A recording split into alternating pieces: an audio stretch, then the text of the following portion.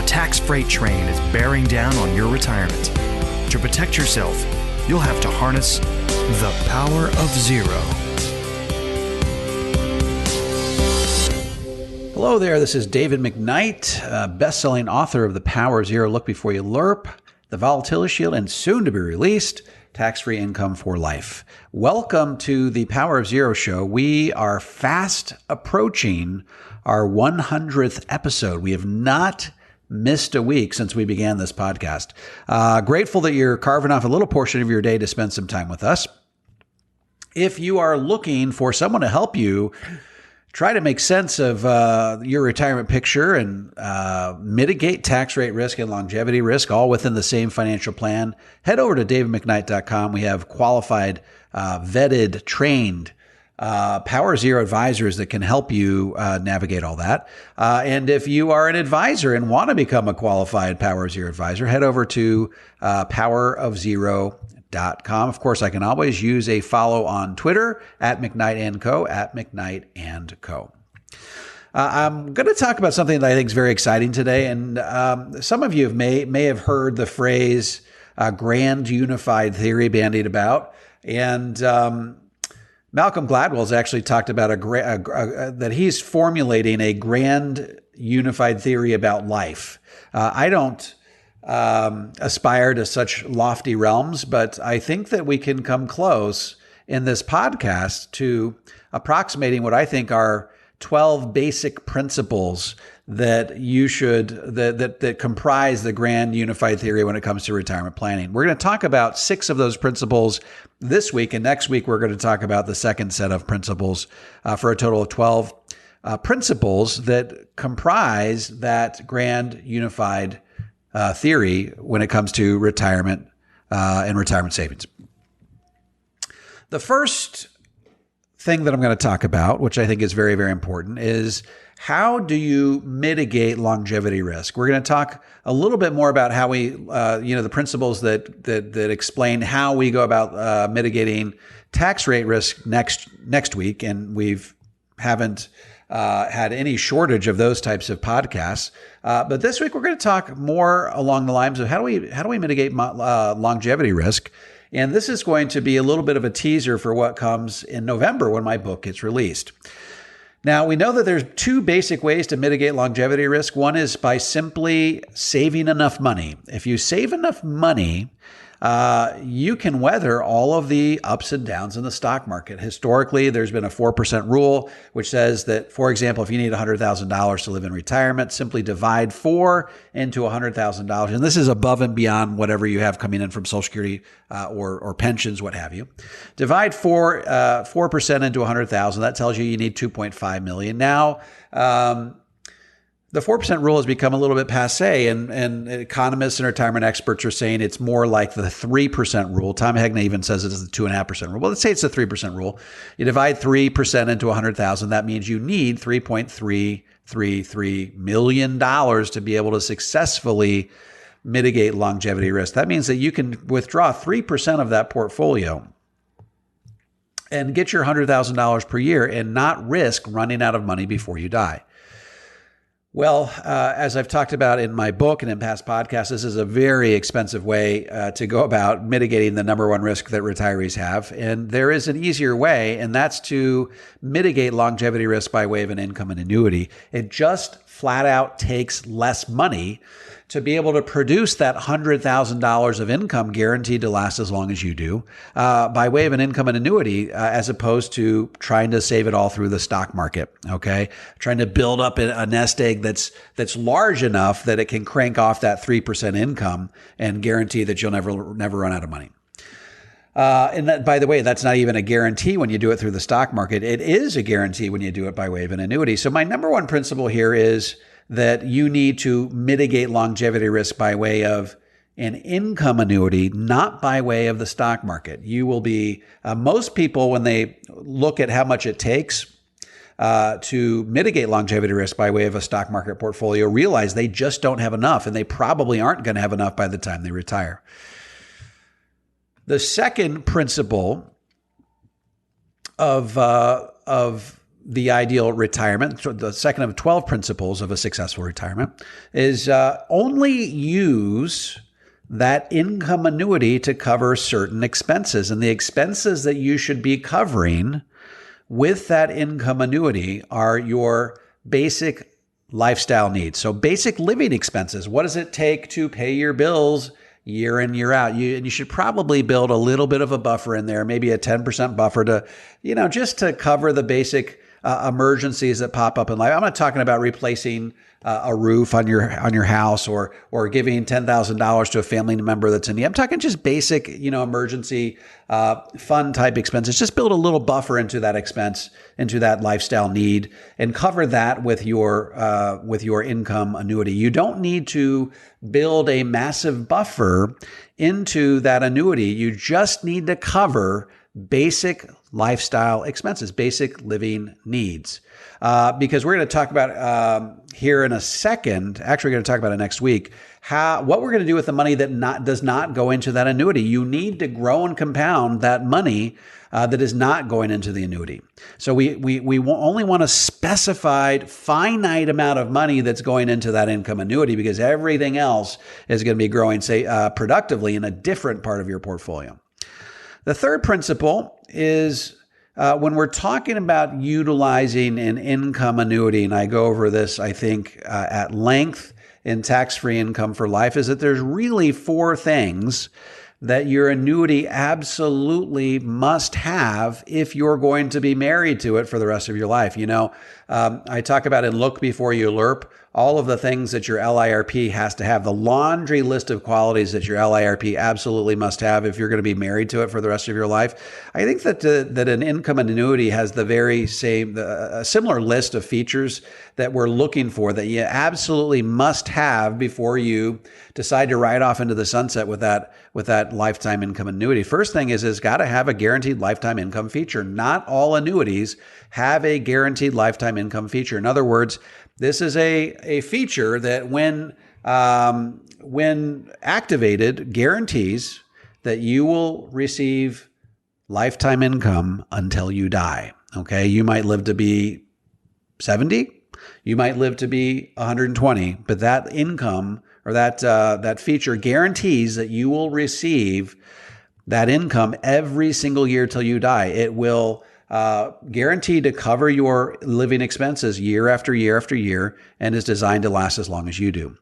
The second thing we're looking for in a guaranteed income annuity or in an annuity for that matter, is inflation protection. In other words, when you elect that guaranteed lifetime stream of income, it's got to have inflation protection. And that is particularly important given that we know, if you haven't read Professor Stephanie Kelton's book yet, she advocates not for raising more revenue or cutting expenses, but simply printing more money. Well, if that's the road that we take, you have inflation to look forward to. So you want to have, if you have a guaranteed lifetime income annuity and it doesn't index for inflation, then you're going broke safely. It might, that guaranteed lifetime income might cover your basic living expenses today.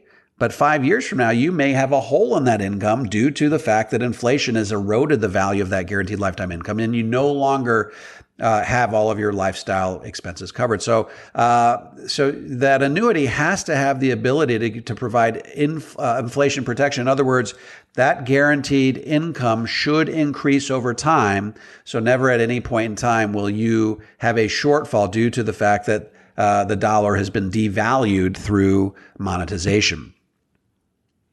Another thing that your income annuity should have is you want to have liquidity in the years prior to electing that guaranteed lifetime income feature. Not all annuities have liquidity. For example, you give $500,000 to an insurance company in the form of a single premium immediate annuity, and you will get a guaranteed lifetime income. but you will not have liquidity on that money. You will not have the ability to take that money out should you have an emergency, or it just gives people heartburn knowing that they can't touch their money prior to electing that guaranteed lifetime income feature. So liquidity is a big deal. I'm not going to dress it up for you when they do all of the studies and they ask people, why aren't you doing a single premium median annuity? This idea of handing $500,000 over to an insurance company and having that asset being removed from their balance sheet and no longer having liquidity on that money, right or wrong, it gives them a sense of heartburn. And frankly, they don't want to die early because they know that it's great for the rest of the risk pool, but it's not great for them.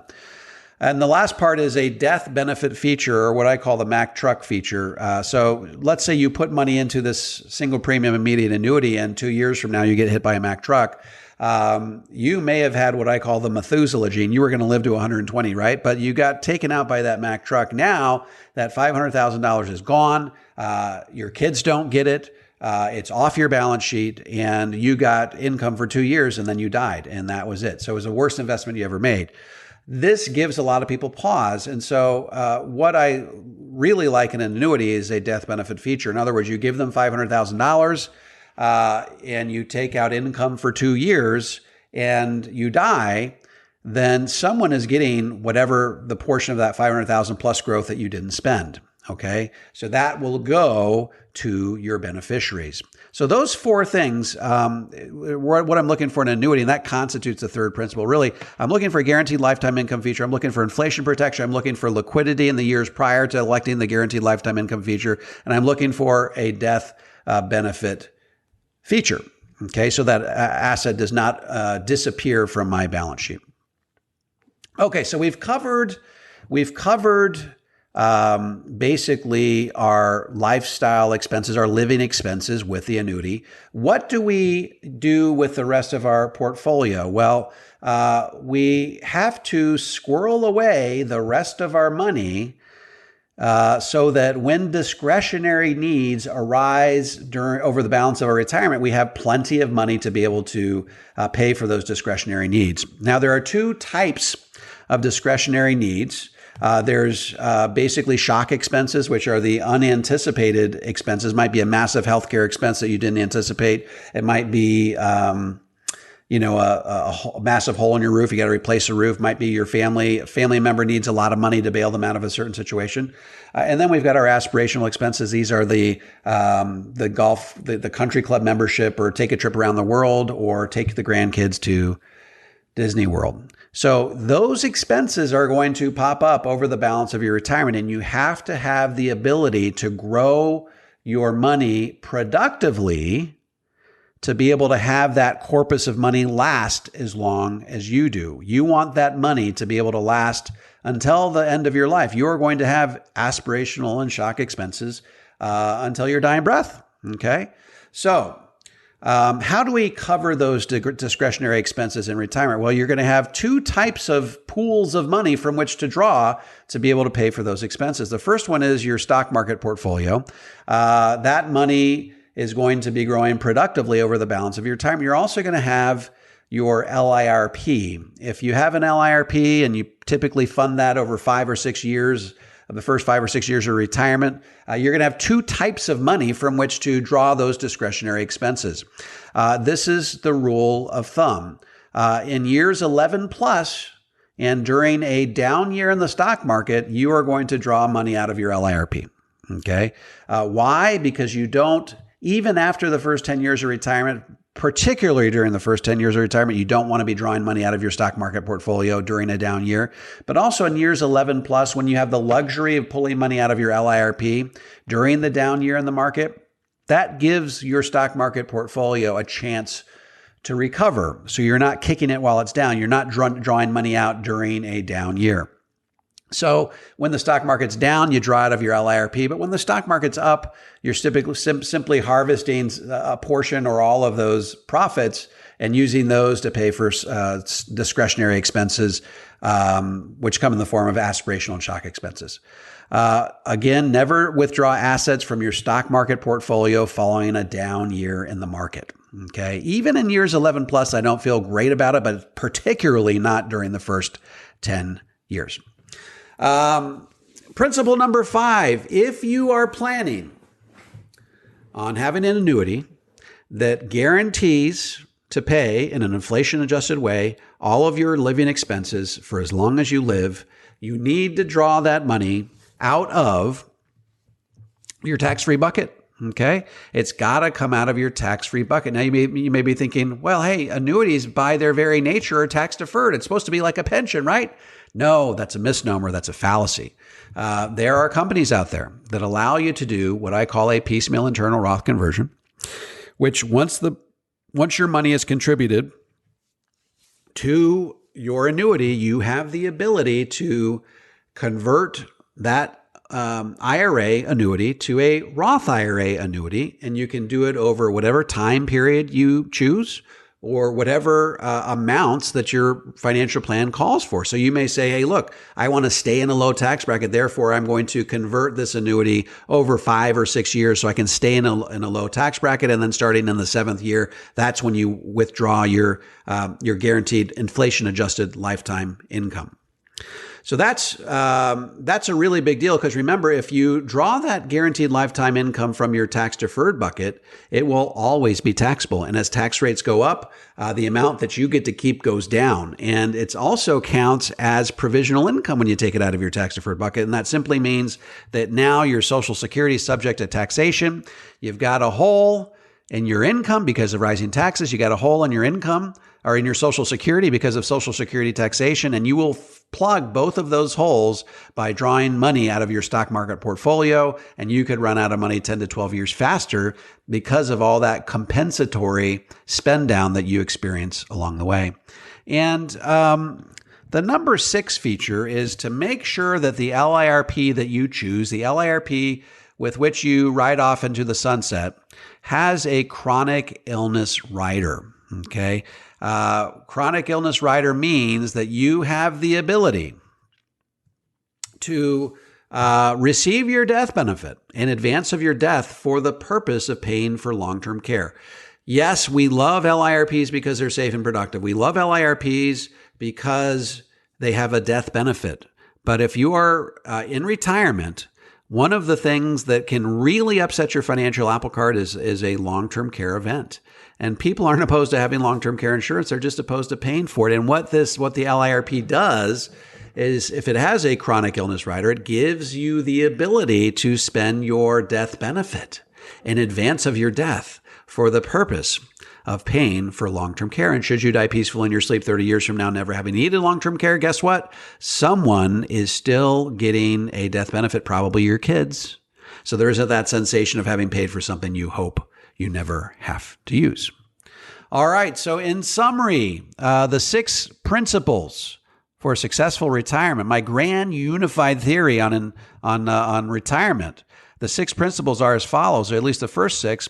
You want to mitigate longevity risk with an income annuity, not through the stock market. Number 2, only cover basic living expenses with that income annuity, because the rest of that money needs to be growing productively over the balance of your retirement to pay for discretionary expenses. Number 3, utilize an annuity that has the following: a guaranteed lifetime income feature, inflation protection, liquidity in the years prior to electing the guaranteed lifetime income feature, and a death benefit feature.